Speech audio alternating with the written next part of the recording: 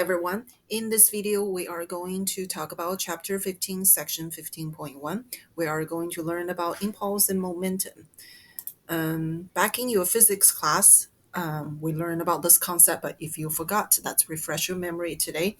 Objective of this section, you will learn to calculate the linear momentum of a particle and linear impulse of a force. We're going to learn to apply the principle of linear impulse and momentum. So we will next method we'll consider for solving particle kinetic problems is explaining by integrating the equation of motion with respect to time. The result is referred to the principle of impulse and momentum. It can be applied to problems involving both linear and angular momentum. This principle is useful for solving problems that involves force, velocity, and time. I will show you examples in a little bit. It can also be used to analyze the mechanics of impact, taken up at a later section as well. So we know that Newton's second law says F equals ma, and then principal linear impulse and momentum. We're gonna derive our equation here, starting with Newton's second law F equals ma, and that a acceleration is defined as change of velocity with respect to time over a period of time. How fast my velocity changes with time, right? F equals ma, and there's a m dv dt. What we're doing here is that we're going to move that dt, since that dt is on the denominator, we're going to move that dt to the other side of the equation. So in other words, I have force being applied to the particle over a short period of time, and then that's going to be mdv. And if I taking the integral, that becomes mv2, which we call this mv, mass times velocity, the linear momentum. And then so that will be mv2 minus mv1. This equation represents the principle of linear impulse and momentum. So it relates the particle's velocity. Look over here, we have time, we have velocity, we have mass and force. So we're relating the velocity final and the velocity initial and the force acting on the particle over a period of time. Let's talk about unit for a moment. Linear momentum is mass times velocity. It's a vector quantity. It's vector meaning we need a magnitude and we also need a direction. We're going to use the letter L for this linear momentum. This vector has the same direction as your velocity. Linear momentum depends on which unit system that we're looking at. Since it's mass times velocity, there's your mass, then the meters per second is your velocity, or there's your mass for slug for your mass, or feet per second gives you the velocity, either way. So kilogram meters per second or slug feet per second. Linear impulse, the integration, so we're taking the integral f dt is the linear impulse. We're going to use this letter I. We're going to use the letter I for linear impulse. It is a vector quantity, measure the effect of force during the period of time for this whatever action. So I, linear impulse, acts in the same direction as the force. Okay, so you have F and T together, Newton second, right? So the Newton is the unit for force, second is a unit for time. Newton second or pound second, that gives you the unit for the linear impulse, depends on which unit system that we're looking at. The impulse may be determined by direct integration. Graphically, it can be represented by the area under the curve. So if I have a FT diagram, force versus time diagram, if I have a FT diagram, and it can be represented by the area under the curve. So if under the condition F is a constant, that will just be F times T2 minus T1. How much time we apply this force to our rigid body. So principle of linear momentum says my initial mv1, initial momentum plus the impulse being applied to the particle equals my final momentum. This equation, it's very similar to the one that we're looking at in our previous video. Initial kinetic energy plus the total work being done to the system gives me the final kinetic energy. But this one is not, this equation right here is not deal with the energy, but will deal with the impulse. It says initial impulse, initial momentum plus the impulse being applied to the particle gives me the final momentum. Okay, so the two diagram over here that shows a diagram, indicate the direction. So we're looking at, unlike the energy equation, there's no direction for that energy, right? We only get the magnitude. So this, since they're all vectors here, so I have an initial momentum plus the impulse give me a final momentum. It needs to show the directions of it as well. And then um, it's similar to the free body diagram, but includes the time duration of the force acting on the particle as well. Since momentum is vectors, they are all vector quantities, we can break them into the XYZ components, writing that into scalar equation. So you notice that I have an equation for the X direction, I have an equation for the Y direction, I have an equation for the Z direction. Each one of the direction, I have my initial momentum plus the impulse on that direction equals my final impulse on that direction. Okay. And then hold on. And then over here, whenever you see problems like this, solving the problem, we're going to establish the XYZ coordinate system. We're going to draw our free body diagram, and we're going to define our initial final velocity together. That will give us the initial final momentum of the particle, and then you add in your impulse and showing the linear momentum and force impulse vector. And then we're going to write it into equations in XY and XYZ directions. And then force are functions of time, must be integrated to obtain the impulse.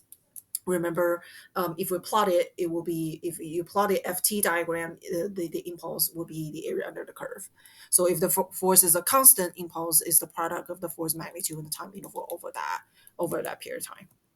Let's take a look at some examples.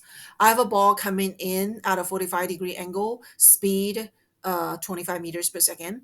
And once you hit the wall or the ground, hitting the ground, and then we're leaving the ground with a speed of 10 meters per second at an angle of 30 degree. Okay, imagine this is like a basketball, ping pong ball, whatever that you can imagine, or maybe golf ball, etc.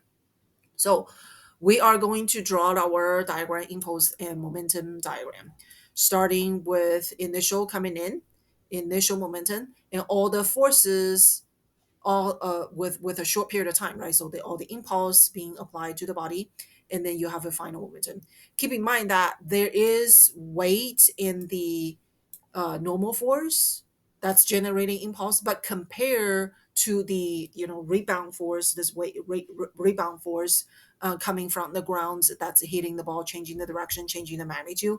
Weight and the normal force are the impulse coming from the weight and the normal force is so tiny that we can ignore. So writing our equation, initially impulse, so you have mass, we know our mass is 0.5 kilogram. That is the mass, 0.5 kilogram. Okay, we have our mass, and then we have our velocity. And keep in mind that velocity coming in at an angle, we're breaking that velocity into the I component, J components, or X, Y component, right? When we're breaking this 25 meters per second to the right coming down, meaning your I component is going to be positive, your J component is going to be negative. Okay, so that's why you have a positive on the I component, negative on the J component. And then there's my impulse, right? Coming out, you have 30 degree leaving the ground. So when I break this 10 meters per second, we're going up and going to the right. There are two different directions, right? And they both coming up, going up and to the right. That's why both of them are positive. Okay. Now, when you solving this equation, keep in mind that since it's a vector, right, you're going to put the I together. So this is your I component, right? And then plus the impulse um, on the I direction, that will give me the impulse, not the so momentum on the X direction plus the impulse on the I direction on the I component. That will give me the momentum on the I direction. And then also you have a J component as well. So the don't forget that point 0.5 at the front. The momentum on the J direction plus impulse on the J direction gives you the momentum on the J direction. Okay, so really what I'm trying to say is that it looks like one equation, but when you break the I and the J, there's actually two equations here that will help us solve the impulse force, the I the capital I impulse, the I that gives me the however much I, however much J, and the unit becomes Newton meter. And keep in mind, it's a vector, and if you need the magnitude, we're going to use the Pythagorean theorem to calculate the actual magnitude of the I and J together. Right. Second example, we have a vehicle, 1,500 kilogram, and it's generate a traction force F. So diagram FT diagram right here, and we're looking for the speed when t equals 6 seconds if the car starting from rest. Okay, so I have my initial momentum, mass times velocity. Since it's starting from rest, that will be a zero. And then you have your force, three forces, right? From weight, normal force, and this F, three of them. And that gives me my final momentum. So the initial, you have your mass times velocity. Since it's at rest, it will be 0 meters per second. And then the total impulse, that is going to be two portions. Since this thing, right, this we're breaking it into a triangle on the left. We're looking for the area under the curve, right, on the FT diagram. We're looking for the area of the triangle. We're also looking for the area of that rectangle. So for that triangle, area will be 1/2 base times height. So it will be 1/2. Your base is 2 seconds, and your height is 6,000 Newton. So we know that 6 Newton, 6 kilonewton. That's 6,000 Newton. So that's the area of the triangle. And then this part is the area of the rectangle. The height is 6,000 Newton, and then the bottom is 4 seconds. Putting that together, that will give me the final momentum, which is mass times velocity 2. And one equation one I know, we're solving for the V2. That will be the velocity of the vehicle after 6 seconds. All right, next problem.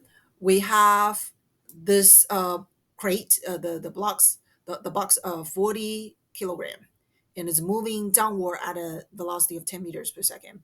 Of the motor that's pulling that up, which has a magnitude that varies. So I have this FT diagram, shows that the force of the motor changes with time. We're looking for the speed of crate when t equals 6 seconds.